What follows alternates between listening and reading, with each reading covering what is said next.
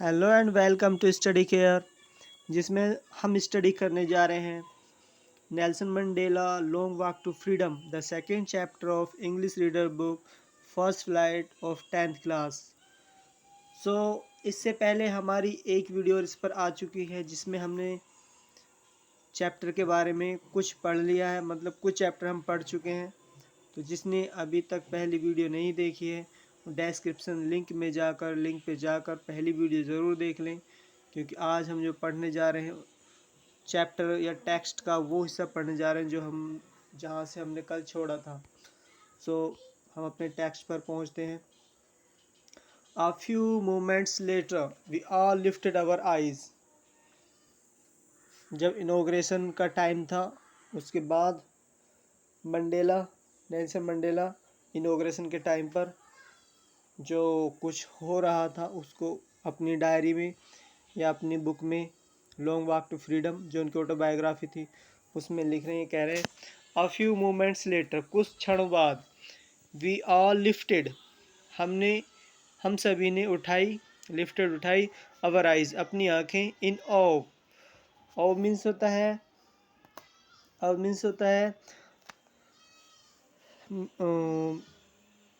भय, एक तरीके से फियर होता है। वैसे तो इसका मीनिंग फियर, भय, लेकिन यहाँ पर फियर नहीं आया, भय नहीं आया, यहाँ पर आया है सरप्राइज, एक तरीके से आश्चर्य में हमने अपनी आंखें उठाई। As a spectacular array, spectacular means होता है बहुत ही शानदार, और एरे होता है लाइन, सारणी, जैसे कि व्यू रचना, जैसे किसी चीज़ की लाइनें बना देते हैं आरे। हम सभी ने आसमान की तरफ ऊपर अपनी नज़रें उठाई, आइज उठाई, और क्या देखा? एक बहुत ही शानदार एरे, सारणी देखी, लाइनें देखी, of South African jest, South Africa के जेस्ट कहते हैं विमान को, जो लड़ाकू विमान होते हैं, जो सेना के पास विमान होते हैं, जहाज होते हैं, उन्हें जेट्स कहते हैं, जेट। तो साउथ अफ्रीका के जेट जो कि एक स्पेक्टिकुलर एरे बना रहे थे, लाइन बना रहे थे बहुत शानदार, उनको देखा। और क्या देखा? हेलीकॉप्टर्स देखे, एंड ट्रूप कैरियर्स देखे। ट्रूप कैरियर, एक ट्रूप कहते हैं टोली को, कैरियर्स मतलब ले जाने वाली, एक टोली देखी जो उन्हें ले जा रही थी। ROAR, रोर मिस होता है दहाड़ना, रोड यानी दहाड़ती हुई, इन परफेक्ट फॉर्मेशन, एकदम परिपूर्ण फॉर्मेशन, एकदम पूरी रचना के साथ। यानी जैसे अपने यहाँ गणतंत्र दिवस पर होता है कि हमारे जो सैनिक होते हैं वो स्काई के अंदर कभी तिरंगा बनाते हैं, कभी बहुत सारी फॉर्मेशन डेवलप करते हैं, तो ऐसी कुछ हुआ होगा। ओवर द यूनियन बिल्डिंग्स के ऊपर जो उनकी ट्रूप थी, उसके हेलीकॉप्टर या जेट्स के द्वारा एक ऊपर बेहतरीन फॉर्मेशन बनाया गया। It was not only a display of pin point precision,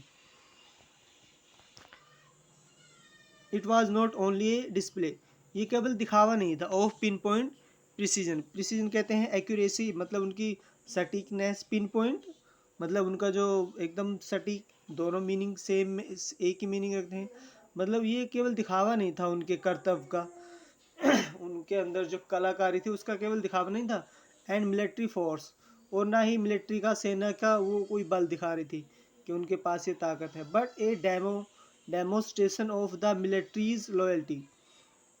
लेकिन क्या था? डेमोस्ट्रेशन किसी भी चीज़ का प्रदर्शन या नमूना, एक नमूना था of the militaries loyalty, military की वफादारी का एक नमूना था ये। मतलब मिलिट्री भी अपनी वफादारी दिखा रही थी नेल्सन मंडेला के प्रेसिडेंट बनने के उपलक्ष्य में या इनॉग्रेशन में। उसका जो कर्तव्य बनता है, जो उसका जो अपना जो लॉयल्टी दिखाने का जो उसका तरीका था, वो दिखा रही थी मिलिट्री टू डेमोक्रेसी। और किसके लिए दिखा रही थी? डेमोक्रेसी के लिए, यानी प्रजातंत्र के लिए, प्रजातंत्र के साथ में लॉयल थी साउथ अफ्रीकन सेना भी। तो वो अपनी जो लॉयल्टी थी वो शो कर रही थी, डेमोस्ट्रेशन उसका दिखा रही थी। टू ए न्यू गवर्नमेंट, जो कि एक नई गवर्नमेंट थी, जो कि एक न्यू गवर्नमेंट थी। दैट हैड बीन फ्रीली, जो कि हैड बीन फ्रीली, जो स्वतंत्र रूप से बनी है,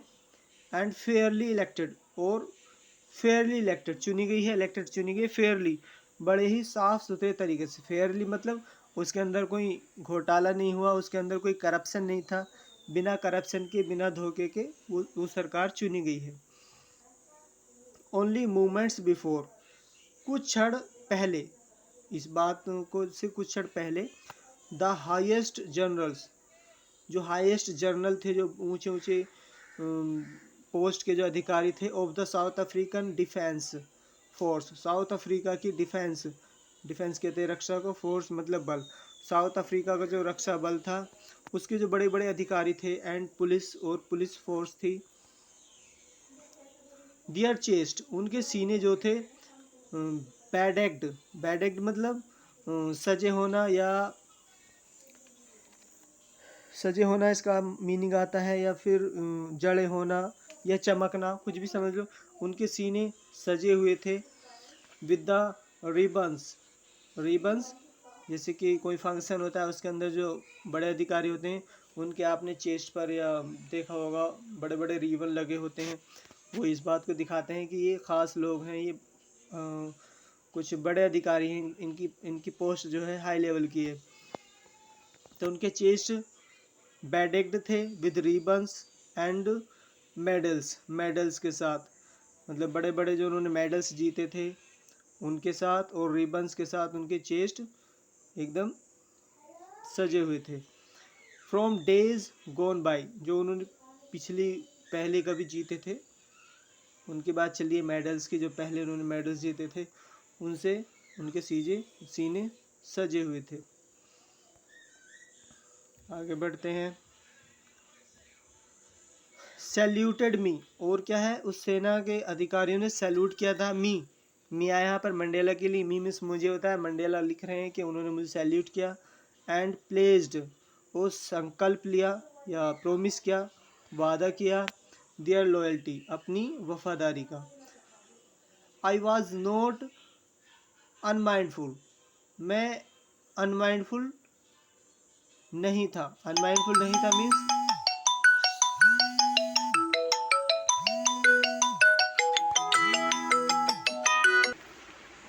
सॉरी,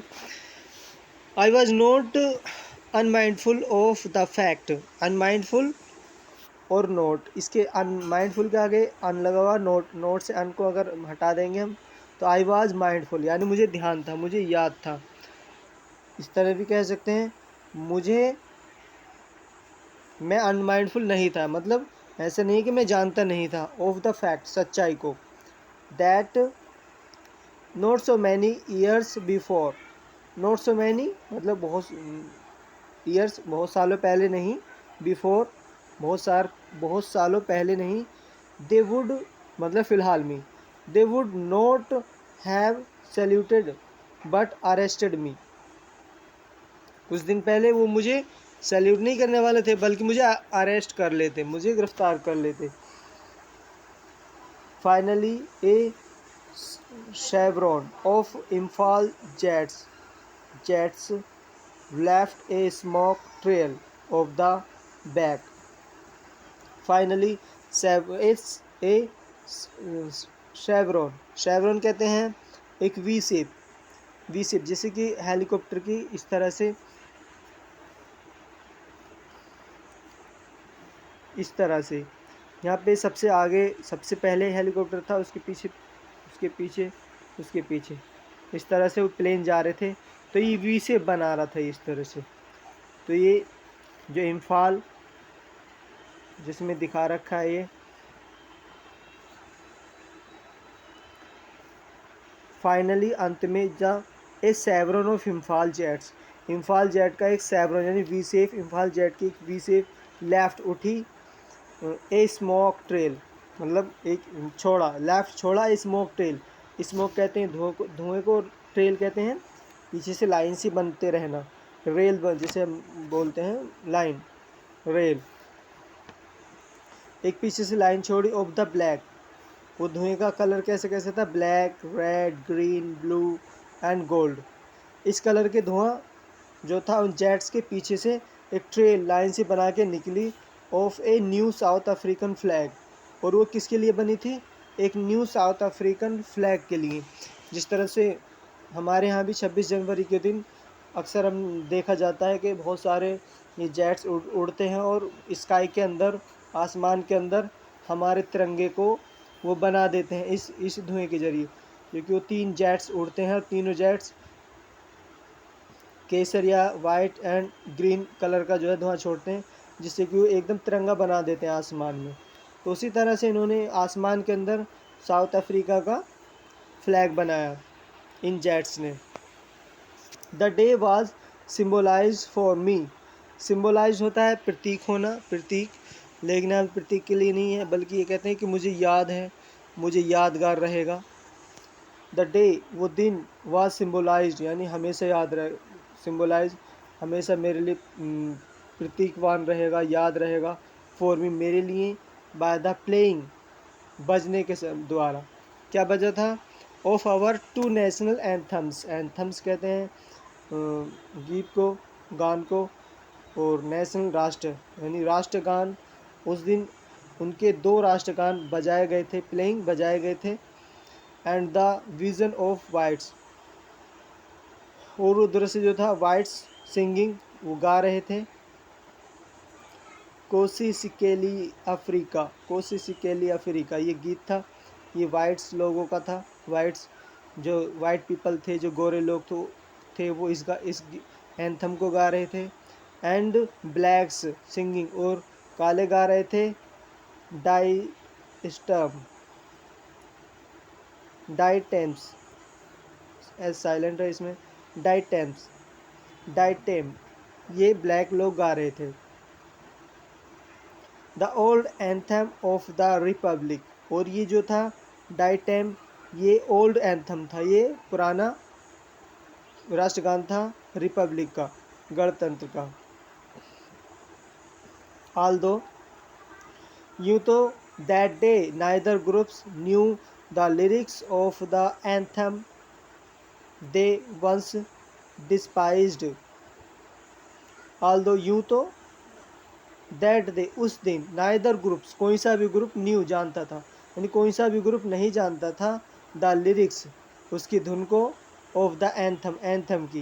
वो जो एंथम जो राष्ट्रगीत गाया जा रहा था, उसकी धुन को कोई सा भी ग्रुप नहीं जानता था। दे वंस डिस्पाइज्ड, दे वे वंस, कभी, डिस्पाइज्ड,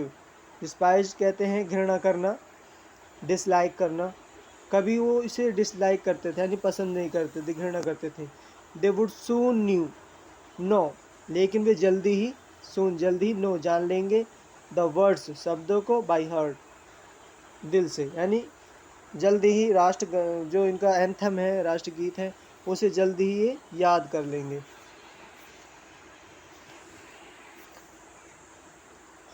on the day of the inauguration, inauguration के दिन, आई वॉज ओवरवेल्म्ड, ओवरवेल्म यानी मैं व्याकुल हो गया। ओवरवेल्म कहते हैं जब किसी खुशी के मौके पर बहुत ज़्यादा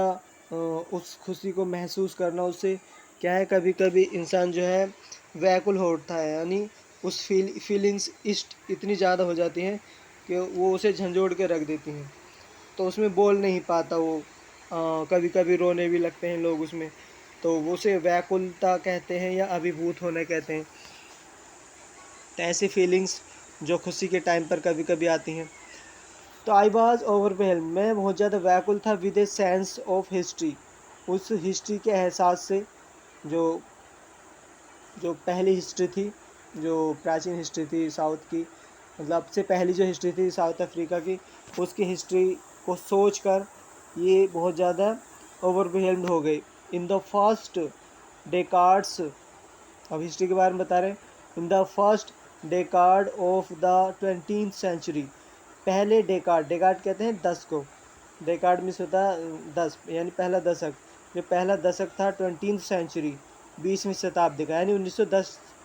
1910 की बात कर रहे हैं, 1910 से पहले की। a few years later यानी a few years later कुछ सालों बाद अ बिटर एंग्लो बोर वार, एक बहुत ज़्यादा बिटर खतरनाक, मतलब बिटर मीन्स कड़वा होता रहता है वैसे, लेकिन यहाँ पर आया बहुत ज़्यादा खतरनाक, बहुत ज़्यादा बिटर मतलब झंझोड़ने वाला, एंग्लो बोर वार युद्ध, तो इस युद्ध का नाम एंग्लो बोर था। ये वॉर हुआ था साउथ अफ्रीका के अंदर, जो गोरे भी रह रहे थे, डचेस मतलब, और अंग्रेज़ फिर पहले से वहाँ बसे हुए थे, काले भी थे वहाँ बसे हुए वैसे तो उस टाइम पर, लेकिन कुछ लोग और विदेशों से साउथ अफ्रीका के अंदर बसने के लिए साउथ अफ्रीका की तरफ आ रहे थे, या साउथ अफ्रीका पर आक्रमण कर रहे थे, तो उन सबको रोकने के लिए साउथ अफ्रीका उनसे लड़ा, तो साउथ अफ्रीका इसमें जीता, लेकिन इसमें बहुत ज़्यादा तबाही हुई थी, तो ये एंग्लो बोर वार कहलाया। तो इस वार में साउथ अफ्रीका की जीत हुई। तो आगे बताया जा रहा है कि जब ये वॉर इस वॉर के कुछ ही सालों बाद, and before my own birth, और मेरे बर्थ के पहले, मतलब इनका बर्थ 1918 में हुआ था, 1918 में, 18 से बाद में और 10 के बीच में, 1910 के और 18 के बीच में, द वाइट स्किन्ड पीपल्स, जो सफ़ेद चमड़ी वाले लोग थे, ऑफ साउथ अफ्रीका के पैच्ड अप मतलब हाथ मिलाया या उन्होंने समझौता किया, दियर डिफरेंसेस कहते हैं फासले को, जैसे दो भाइयों में लड़ाई हो जाती है तो उनमें फासले हो जाते हैं, दूरियां पैदा हो जाती हैं, यानी झगड़ा, यहाँ सीधा मीनिंग है इसका झगड़ा। तो उन्होंने अपने झगड़े सुलझाए। झगड़े कौन से सुलझाए होंगे, क्योंकि अफ्रीका के अंदर अंग्रेज़ भी थे, डचेस भी थे, वो डचेस भी वाइट स्किन के लोग थे और अंग्रेज़ तो थे ही वाइट स्किन के लोग, तो इन दोनों के अंदर भी झगड़े रहते होंगे, तो दोनों ने एक हो गए और दोनों ने सुलह कर ली, पैचअप कर लिया, एंड इरेक्टेड, और खड़ा किया, इरेक्ट में होता खड़ा करना, इरेक्टेड खड़ा किया एक सिस्टम, एक प्रणाली, एक नया रूल खड़ा किया ऑफ रेशियल डोमिनेंट कहते हैं हावी होना, तानाशाही जो कहते हैं उसे, और रेशियल जाति के आधार पर एक डोमिनेशन सिस्टम उन्होंने खड़ा किया against the dark skin people, और वो किसके खिलाफ था, अगेंस्ट में खिलाफ था किसके, डार्क स्किन पीपल, डार्क कहते हैं गहरा मतलब काला, स्किन पीपल काले चमड़ी के जो लोग थे उनके खिलाफ उन्होंने ये प्रणाली खड़ी कर दी, जो कि रेशियल डोमिनेंट था, जिसमें जाति हावी थी, यानी जातिवाद नस्लवाद उसमें हावी था, ऑफ देयर ओन लैंड, अपनी ही लैंड भूमि के, अपने ही देश के लोगों के खिलाफ, अपने ही देश के जो काली चमड़ी के लोग थे उनके खिलाफ उन्होंने एक रेशियल डोमिनेंट सिस्टम खड़ा कर दिया, यानी जो जाति के आधार पर डोमिनेंट हावी था। द स्ट्रक्चर दे क्रिएटेड, जो स्ट्रक्चर जो इन्होंने कानून बनाया था, जो structure formed the basis of one of the harshest, जो इसका स्ट्रक्चर था, जो इसकी रचना थी, दे क्रिएटेड, जो इन्होंने बनाया था, जो सिस्टम इन्होंने बनाया था, formed उसने रचना की, the basis of one of the harshest, यानी बहुत ज़्यादा हार्श मिस होता है कठोर, बहुत बुरा, और हार्शेस्ट बहुत ज़्यादा कठोर, एक ऐसी कठोर मोस्ट इनह्यूमन, बहुत ज़्यादा इनह्यूमन, अमानवीय सोसाइटीज़, यानी इनका जो स्ट्रक्चर था, बात फिर से समझ लेंगे, इनका जो स्ट्रक्चर था, जो इन्होंने पहले बनाया था, जो इन्होंने क्रिएट किया था सिस्टम, उसने उसके स्ट्रक्चर ने फॉर्म्ड बनाया, यानी एक रचना की, उनके इस स्ट्रक्चर ने रचना की, the basis of the harshest most inhuman society, उसके बेस पर एक मोस्ट इनह्यूमन, बहुत ज़्यादा अमानवीय सोसाइटीज़ को जन्म दिया, बहुत ज़्यादा कठोर और इनह्यूमन वाली सोसाइटी खड़ी हो गई। The world has ever known, जिसको संसार कभी पहले नहीं जानता था, यानी जिसको संसार कभी पहले नहीं जानता था, एक ऐसी सोसाइटी उन्होंने फॉर्म कर दी, बना दी। नाउ इन द लास्ट डेकार्ड्स, अब जो लास्ट का डेकार्ड्स था, यानी अब जिस टाइम पर नेल्सन मंडेला प्रेसिडेंट के रूप में आए हैं, उस टाइम की बात चली, जो लास्ट डेकार्ड्स था ऑफ 20th सेंचुरी, यानी 1990 के बाद। एंड माई ओन 18th डेकार्ड्स, और मेरा 80वां 18th नहीं 8th मतलब 8वां, और डेकार्ड्स मतलब 10, जैसे 8 + 10, तो ये 8 + 10 बराबर 80।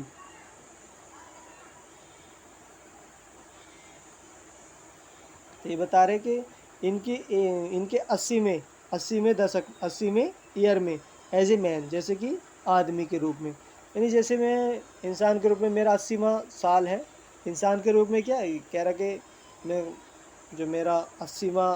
साल भी जैसे कि हो चुका है, मैं 80 साल का हो चुका हूँ। दैट सिस्टम हैड बीन, वह सिस्टम, वो प्रणाली, हैड बीन ओवरटर्न्ड मतलब पलट देना या बदल देना, उखाड़ फेंकने के लिए आया है। ओवरटर्न पलट दिया, फॉर एवर हमेशा के लिए, यानी कि वो सिस्टम जो था, इनके जो 20th सेंचुरी का जो लास्ट डेकार्ड्स था उसमें, या इनका जो 80 साल के बाद की जो इनकी एज है उसमें, वो सिस्टम जो था उसको क्या कर दिया, ओवरटर्न, उसे उखाड़ फेंका, फॉर एवर हमेशा के लिए। एंड रिप्लेस्ड, और उसकी जगह पर दूसरा लाया गया, रिप्लेस कहते हैं बदलना, उसकी जगह बदला किया गया, बाय वन, एक के द्वारा, यानी एक ऐसा, दैट जो रिकॉग्नाइज्ड द राइट्स, जो पहचाने राइट्स अधिकारों को, एंड फ्रीडम्स, और उनके स्वतंत्रता को, ऑफ ऑल पीपल सभी लोगों की, यानी सभी लोगों के राइट्स, उनके अधिकार क्या हैं, उनकी स्वतंत्रता क्या है, उसको पहचाने, regardless of the colour of their skin. Regard